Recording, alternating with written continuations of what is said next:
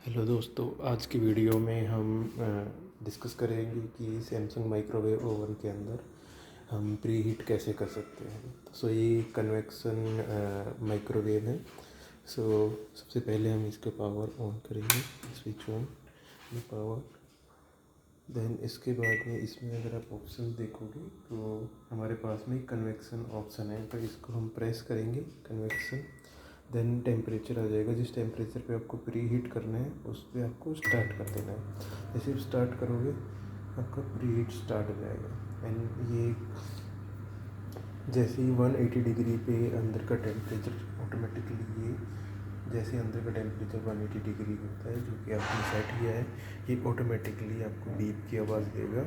Then उसके बाद आप अपना जो भी खाना वगैरह जो भी आपको बनाना है वो यहाँ पे रख के स्टार्ट कर सकते हो। सो एक बात इसमें नोट करना, जब भी ये आपको कन्वेक्शन पे क्लिक करके जैसे ही आप स्टार्ट बटन पे क्लिक करोगे तो आपको ये 30 सेकंड के अंदर करना होगा, अदरवाइज़ ये आपको टाइमिंग सेट करने के लिए बोलेगा।